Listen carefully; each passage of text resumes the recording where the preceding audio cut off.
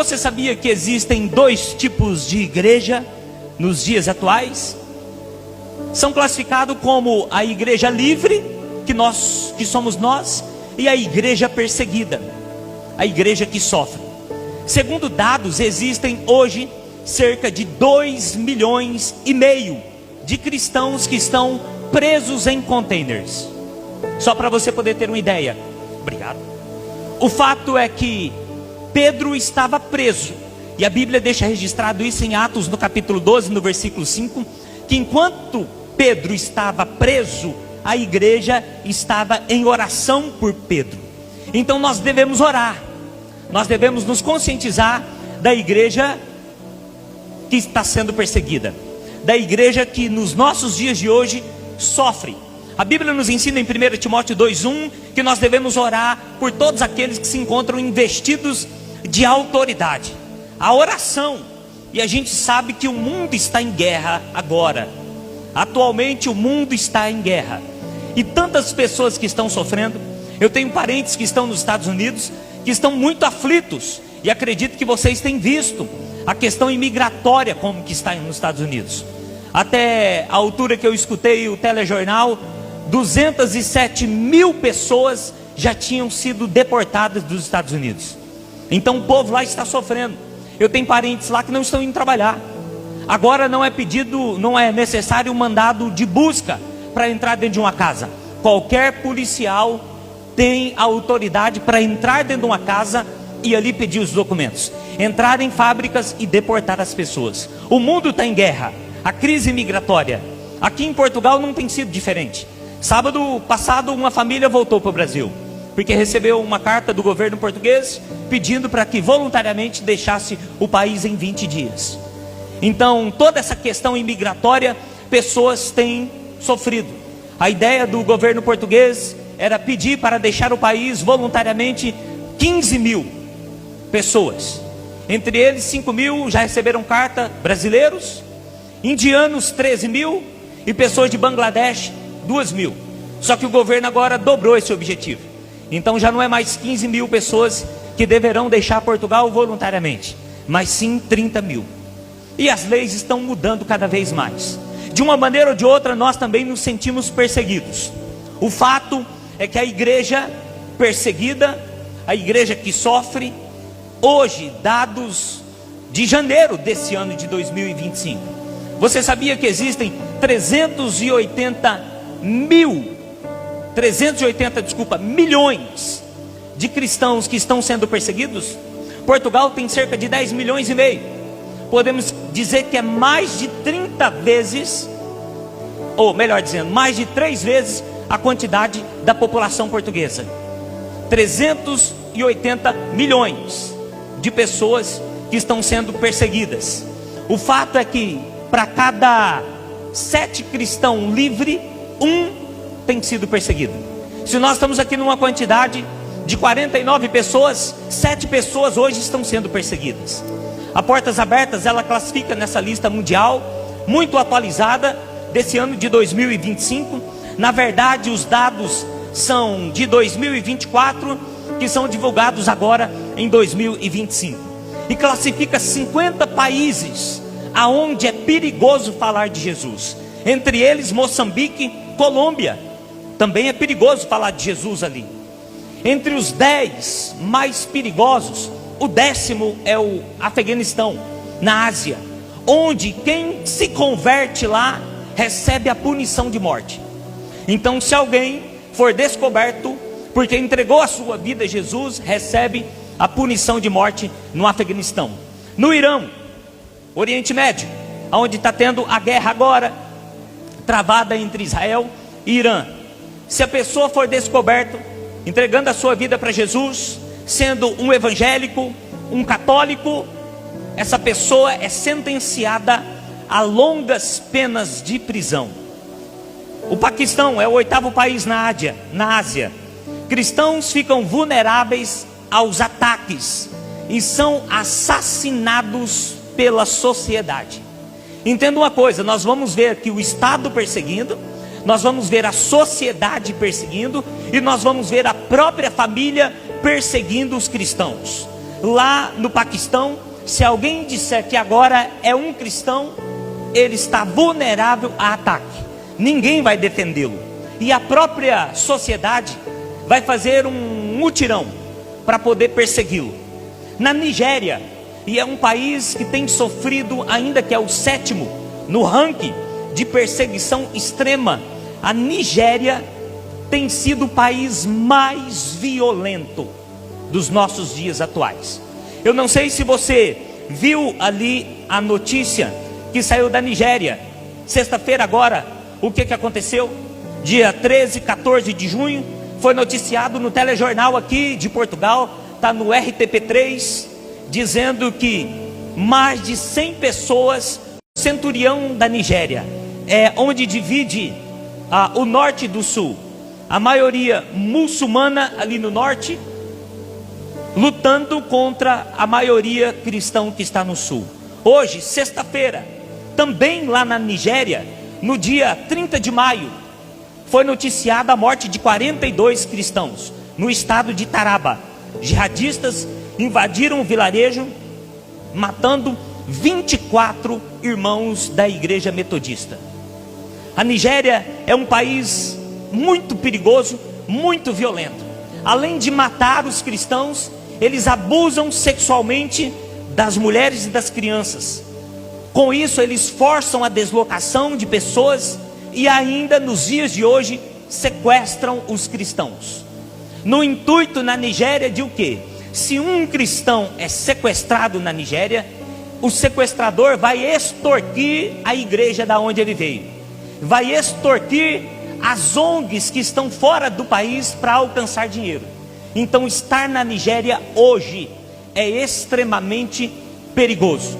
Sexta-feira, 100 pessoas perderam vidas. No dia 30 de maio, 42 pessoas perderam a vida também. A Eritreia, na África, é outro país muito perigoso.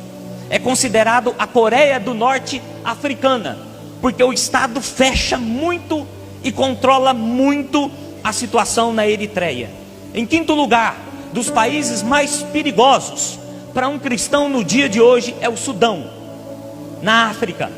Com 50 milhões de habitantes, está em guerra civil há 1 ano e meio. E cerca de 9 milhões foram deslocados e estão passando fome e são forçados a fugir de casa.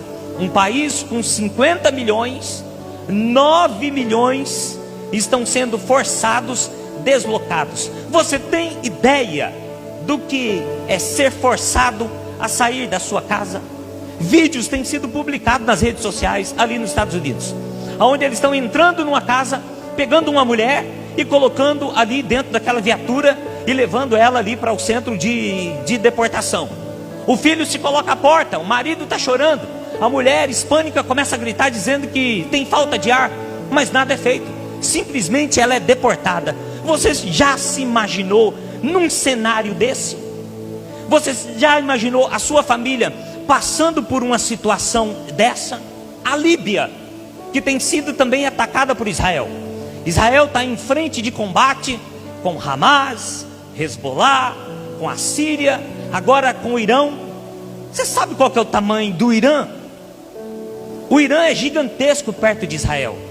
O Irã dos dias atuais é a Síria de antigamente, aonde sempre houve guerra travada. Gaza hoje é onde estão os filisteus, os palestinos. Israel está em guerra constante e bombardeou a Líbia também, um país da África. Um cristão lá, ele é perseguido pela sua própria família. Se ele declarar ser um cristão, não é a sociedade e nem o Estado que vai persegui-lo, é a própria família na Líbia que persegue os cristãos. O Iêmen, no Oriente Médio, a perseguição por parte do grupo Al-Qaeda e o Estado Islâmico tem gerado desilusão nesse país. Com isso, a igreja secreta tem crescido no Iêmen. A pressão do grupo Al-Qaeda e a frustração que o Estado Islâmico gera tem feito a igreja cristã crescer no Iêmen. O fato é, quem está disposto a investir no Iêmen? Quem está disposto a ir ao Iêmen? Quem está disposto a orar por esse país, que é o terceiro país mais perigoso do mundo para um cristão? Em segundo lugar, a Somália, na África. O grupo militante na Somália quer erradicar o cristianismo. Tudo que envolve cristianismo, tudo que envolve conceitos e tradições de família cristã, na Somália, eles têm o objetivo de erradicar o cristianismo, acabar, desaparecer. E o país mais perigoso do mundo ainda continua sendo a Coreia do Norte. Há 23 anos, a Coreia do Norte é classificada no ranking como o país que mais persegue cristãos. Se um cristão na Coreia do Norte for descoberto, ele é detido, ele é levado para os campos de trabalho forçado, onde ele vive em condições precárias, e qualquer influência externa a respeito do governo norte-coreano é rigidamente punido. Lá na Coreia do Norte, os cristãos não podem adorar as pessoas não podem adorar outra divindade a não ser a família Kim. Não tem imagens idólatras na Coreia do Norte. Só tem a imagem do pai de Kim e o próprio ditador que está hoje, Kim Jong-un, que persegue severamente os cristãos. O fato é que ainda existem na Coreia do Norte espiões à busca de cristãos. Por quê? Para Kim Jong-un, o cristianismo é uma ameaça contra o país. Por isso, qualquer um pode denunciar alguém que seja suspeito de ser um cristão, de seguir a Jesus. Não é preciso comprovar, apenas uma leve suspeita. O fato é que hoje existem 400 mil cristãos na Coreia do Norte. E o que a Coreia do Sul faz? Através de balões, envia material didático, envia bíblias para a Coreia do Norte. O grande desafio é quem está disposto a pegar uma bíblia que vem através de um balão. Quem está disposto a ter uma bíblia ou ter qualquer material cristão dentro da sua casa? Então a Coreia do Norte, ela é severamente perseguidora dos cristãos. Quando nós falamos de ataque à igreja, a Ruanda na África, você sabia que ano passado mais de 7 mil igrejas foram atacadas? E a Ruanda na África é a primeira em número de ataques a igrejas e outras propriedades públicas. Qualquer coisa que se fala que tem envolvimento cristão na Ruanda, a África, ela é a primeira a atacar as igrejas. Jesus, ele disse em Mateus 5,44: eu porém vos digo, amai os vossos inimigos, bendizei os que vos maldizem, fazei bem aos que vos odeiam, e orai pelos que vos maltratam e vos perseguem. A ordem de Jesus e a nossa conscientização não é para a gente ter um repúdio contra essas nações que perseguem os cristãos, mas é para nós termos uma consciência que precisamos orar por esses povos. Essa é a ordem de Jesus: amai os vossos inimigos, amai, orai por eles, fazei o bem por aqueles que vos odeiam, ore por aqueles que vos maltratam e vos perseguem. Quando nós falamos de cristãos mortos, Nigéria, como eu citei, 69% dos cristãos mortos ano passado veio da Nigéria. Quantos cristãos morreram? Quase 4.500 cristãos foram mortos. Quando nós falamos disso, de números, a Portas Abertas não consegue dar números exatos, apenas números que chegam até eles. Então esse número de 380 milhões de cristãos que estão sendo perseguidos, são cristãos que conseguiram ter um acesso as Portas Abertas conseguiu ter acesso a esses dados, mas estima-se que é muito além daquilo que a gente pensa. Ano passado, 4.500 cristãos perderam a vida, 69% desses cristãos foram mortos ali na Nigéria. Então a Nigéria, ela persegue de maneira severa os cristãos. O que nós devemos fazer? A Bíblia diz em Mateus 24:9: então vos hão de entregar para serem atormentados, e matar-vos-ão, sereis odiados de todas as gentes por causa do meu nome. Quando nós falamos de violência sexual no casamento, a Nigéria também é o país que lidera, infelizmente, esse número. Ano passado, mais de quase 3.944 pessoas foram abusadas sexualmente. E a Nigéria fomenta, multiplica esses números. O que a Bíblia diz para nós em Marcos 8:35? Porque qualquer que quiser perder a sua vida, qualquer que quiser salvar a sua vida, perdê-la. Mas qualquer que perder a sua vida por amor a mim e do Evangelho, esse salvará. Quando nós falamos de cristãos que são forçados a fugir da sua casa ou do seu país, 209 milhões de cristãos, e a maior parte deles na Nigéria. Cerca de 100 mil deslocados dentro da Nigéria. Um detalhe: eles estão procurando um refúgio dentro do seu próprio país, porque estão sendo perseguidos.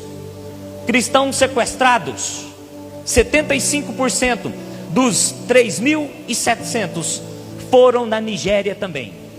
Apenas na Nigéria, 2.830 cristãos foram sequestrados, no intuito de extorquir e conseguir dinheiro. O que a Bíblia diz para nós em João 15:20? Lembrai-vos da palavra que vos disse o Senhor Jesus: não é o servo maior do que o seu Senhor. Se a mim me perseguiram, também vos perseguirão a vós. Se guardarem a minha palavra, também guardarão a vossa. Quando nós falamos de cristãos presos, hoje, cerca de 4.700 cristãos estão presos. E a Índia lidera esse ranking, porque os cristãos lá não precisam de serem julgados ou provados a respeito da sua fé. Interessante, um país que dizem que tem mais de 33 milhões de deuses. Você professar a fé em Jesus Cristo é motivo para você ser julgado e ser preso por amor a Jesus. O que o Senhor Jesus disse em Mateus 5:10? Bem-aventurados que sofrem perseguição por causa da justiça, porque deles é o reino dos céus. São dados a qual a gente fica alarmado em saber que existe uma perseguição tão severa nos nossos dias de hoje, e números que estão aí para nós do ano passado, a qual, como igreja livre, a única coisa que nós devemos fazer é orar. Hoje, no domingo da igreja perseguida, é uma conscientização, principalmente da igreja da América Latina, que reúne mais de 16 mil igrejas na América Latina, que oram pela igreja perseguida. Hoje é motivo da gente tirar um tempinho, tirar o foco dos nossos problemas, da nossa segurança emocional, tirar o foco dos nossos pequenos combates e entender que meus irmãos, minhas irmãs estão sendo queimadas vivas, estupradas, violentadas. Os nossos irmãos não têm uma igreja para congregar, não tem um lugar para adorar a Jesus. E o que eles querem? Eles não querem que a gente vá até eles, mas a igreja perseguida só pede a nossa oração. Precisamos lembrar dos presos, como dizem Hebreus, como se estivéssemos presos com eles. Então, de uma maneira muito simples, mas muito conscientizadora, vamos fazer uma oração, sentado do jeito que você está. Eu queria, na unidade da igreja, orar pela Nigéria. Vamos orar. Os nigerianos são tão bons no futebol, são tão maravilhosos em tantas coisas, mas ainda não chegou a revelação do Evangelho para eles. Vamos orar. Deus, nós queremos, como igreja livre, nessa hora aqui em Portugal, unir a nossa fé com aqueles que estão nos assistindo através das redes sociais, e nós queremos orar pela Nigéria. Nós declaramos o nosso amor pelo continente africano, o nosso amor pelos nigerianos, e nós queremos orar para que o Senhor Jesus se revele a eles de uma maneira única e especial, dentro da sua própria cultura, os levando a ter um relacionamento íntimo e pessoal com Jesus. Portanto, Senhor, visite-os essa semana, visite-os esse mês, visite-os esse ano, e que no próximo ano, quando falarmos da igreja perseguida, que os dados da Nigéria sejam totalmente diferentes, e que haja uma grande conversão, e que haja uma salvação em massa. Assim como a Igreja Livre, nós oramos e concordamos, dizendo amém. Amém. Queridos, deixa eu compartilhar em poucos tempos com você aquilo que está escrito em 1 João 2,6. Quando nós falamos de Jesus, se Jesus estivesse fisicamente em nosso meio, hoje Ele se move através das nossas vidas, mas se Jesus estivesse fisicamente em nosso meio hoje, por onde é que Jesus andaria? Será que Jesus estaria num quarto fazendo vídeos para alcançar pessoas? Ou será que Jesus estaria inquieto, andando em direção àqueles que tanto precisam deles? E é isso que eu quero trazer hoje para você. Em 1 João 2,6, nós temos um versículo muito curto, mas de grande profundidade para nós. Eu quero falar para você em 11 minutos que nós devemos andar como Jesus andou. A Bíblia nos diz em 1 João 2,6, diz assim: aquele que diz que permanece nele, esse também deve andar assim como ele andou. Aquele que diz que está nele, também deve andar como ele andou. É uma orientação muito simples de 1 João 2,6. Aquele que diz que está em Jesus Cristo, deve andar como Jesus andou. O fato é que as pessoas andam apressadamente, andam atrasadas, andam para o seu trabalho, andam de maneira esforçada, através de um exercício físico, andam calmamente para um passeio, mas o fato é que ninguém nessa terra andou como Jesus andou, porque Jesus, Ele anda em direção a quem está desesperado. A Bíblia nos conta isso, e eu quero resumir em duas mensagens, em dois textos para nós. A viúva de Naim, em Lucas no capítulo 7, Jesus num ato intencional, por amor a uma viúva, a uma única pessoa, Jesus andou até a cidade de Naim, para poder consolar uma única mulher, porque Jesus, Ele anda em direção a quem está desesperado.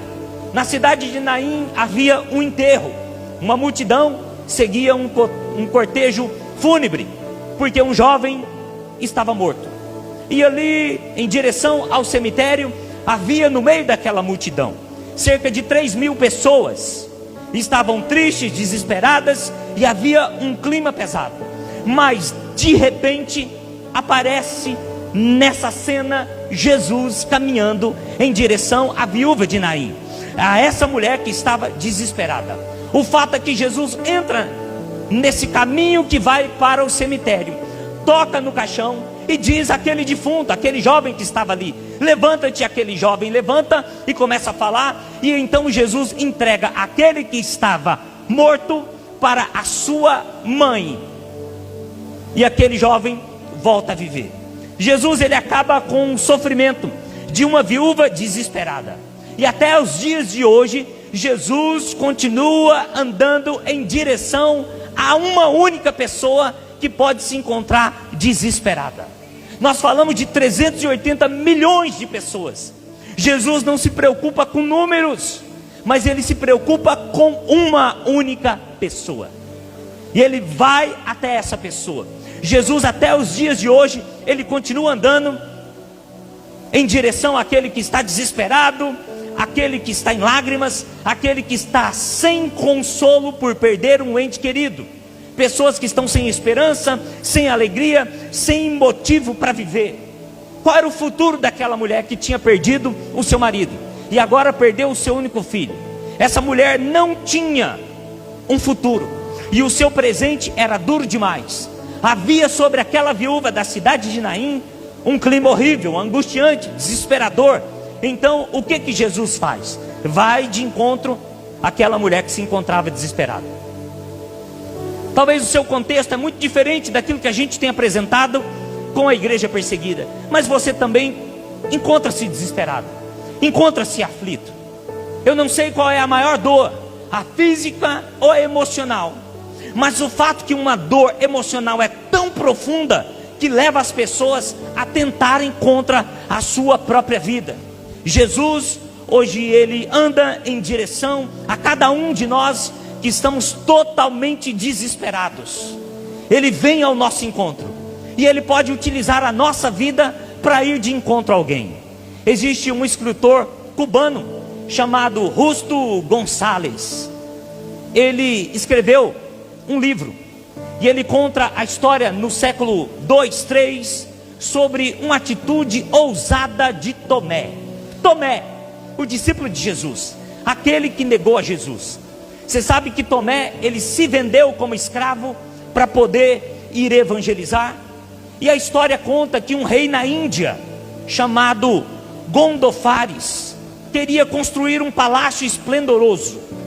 Então ele envia um representante à Síria em busca de um arquiteto, e encontra Tomé, que não era arquiteto, mas que se ofereceu.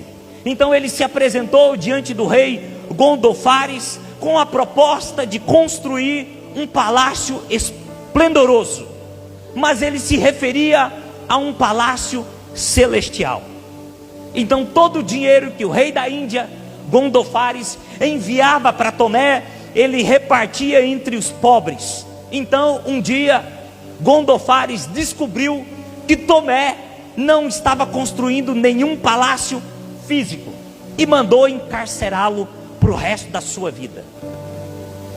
Só que olha como é que Deus trabalha. O irmão do rei da Índia, Gondofares, chamado Gade, ele morre, e de uma maneira milagrosa, Gade volta a viver. Gade ressuscita, e quando ele ressuscita, então ele vai diante do seu irmão, o rei Gondofares, e ele conta que teve uma visão e que viu o palácio celestial que Tomé estava construindo. Diante daquela situação maravilhosa, Gondofares se converte, Gade se converte, entregam a vida deles para Jesus e são batizados. Olha como é que Deus trabalha de uma maneira maluca. São Tomé que negou a Jesus, agora tem um encontro pessoal com Jesus. Jesus vai de encontro, e ali no meio daquela cena ele fala para Tomé: coloca a mão aqui nas minhas feridas, porque não era isso. Ele diz: Senhor, meu Deus, eu não preciso, porque eu sei que o Senhor está aqui. E Jesus fala para Tomé: bem-aventurado Tomé, os que não viram, mas creram. Tomé, depois dessa conversão, se vende e cria essa linda história. A história conta que ele morreu como mártir, e depois ele continuou pela Índia evangelizando, e deixou Gondofares e Gade ao cuidado de um discípulo que ele estava formando. Queridos, são pessoas que querem fazer a diferença, então eles tentam coisas que ninguém nunca tentou. Agora, essa semana foi noticiado aqui em Portugal, um grupo de ativistas portugueses, cerca de 200 pessoas, mas o comitê daqui de Portugal, composto por mais ou menos 47 portugueses, foram para a faixa de Gaza, entre Rafah, Cairo e a entrada ali de Gaza, de Israel, no intuito de o quê? Criar uma barreira humanitária para que comida entre em Gaza. 47 portugueses, isso noticiou, tiveram seus passaportes presos. Alguns entraram com facilidade e outros foram retidos. O fato é que essas pessoas querem fazer a diferença de alguma maneira, e nós, como igreja livre, o que temos feito? Pouco temos orado por essa guerra que está. Não importa se são filisteus, palestinos, o fato é que crianças, homens e mulheres vulneráveis estão morrendo. Mas existem pessoas que querem fazer a diferença. E o que nós precisamos fazer? Nos mover, porque Jesus caminha em direção a uma pessoa que se encontra desesperada. Mas Jesus também caminha em direção àqueles que se encontram em perigo e que precisam de socorro. Foi assim com os seus discípulos. Em Mateus no capítulo 14, em meio a uma tempestade, os discípulos se encontram no meio do mar da Galileia, e a Bíblia diz que ali o vento era forte, a noite era escura e o mar estava agitado. 3 circunstâncias contrárias a quem está no meio do mar: o vento forte, a noite escura e o mar agitado. Mas de repente quem aparece? Jesus caminhando em direção aos discípulos. Agora Jesus caminha e anda em direção a um grupo de cristãos que estavam a ponto de perder a sua vida. Estavam sabendo que iam perder a sua vida e tão confusos que eles pensaram que Jesus era um fantasma. E Jesus anda em direção aos discípulos. O fato é, irmãos, que nós podemos pensar: a noite escura, o vento forte, o mar agitado são forças da natureza. Mas por trás de forças naturais estava do outro lado da margem o endemoniado de Gadara, um homem totalmente violento e possesso por espíritos, que nenhuma cadeia da época, nenhuma corrente da época o detinha. E quando prendia, ele rompia e ia para o cemitério para poder comer os restos mortais. Quem estava do outro lado desse mar agitado, dessa noite escura e desse vento forte? Uma pessoa do outro lado da margem, totalmente possuída por espíritos. Existem circunstâncias que vêm na nossa vida que não tem apenas um cunho físico e de força da natureza, existe um cunho espiritual ali por trás. Por isso que Jesus caminha em direção àqueles homens que estavam ali com medo dentro daquela situação, um clima de desespero, um clima de desânimo, de depressão, de desorientação, de confusão. E Jesus entra dentro do barco. E quando Jesus entra dentro do barco, o cenário muda completamente. O mar que estava bravo se acalma, o vento que estava forte se aquieta e o dia amanhece. Por mais que nós venhamos a viver uma situação muito delicada, quando Jesus está conosco, tudo é diferente. Quando Jesus está conosco, tudo é completamente diferente. Hoje de manhã eu quero contar para você de uma jovem missionária, decidida a fazer missões entre os canibais.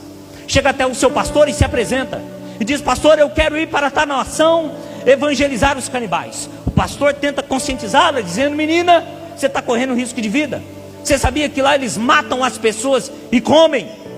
E se te matarem e te comerem, o que a igreja deve fazer? A menina olha para aquele pastor e diz assim: pastor, se me matarem e me devorarem, então envia outra missionária. Olha a consciência cristã de entender que está doando a sua vida por amor a Jesus. Porque quando Jesus está conosco, a primeira coisa que a gente tem é convicção, certeza do chamado, que vai dar certo e que tudo será diferente, ainda que eu perca a minha própria vida. Quando nos comparamos a essas situações, o que é um documento no AIMA, o que é uma falta de emprego, o que é um berro de alguém, de um nacional que pode dar no momento de agitação do trabalho, não é nada comparado ao que 380 milhões de cristãos estão sofrendo. Então é hora da igreja deixar de se vitimizar e se levantar, confiando que as nossas lutas não são apenas físicas, mas que são espirituais também. Eu quero orar por você. Se você pode, coloque-se de pé, em nome de Jesus. Jesus atende ao pedido de socorro. Esse mesmo livro de Justo Gonçalves, esse cubano, ele conta dos mártires do primeiro século.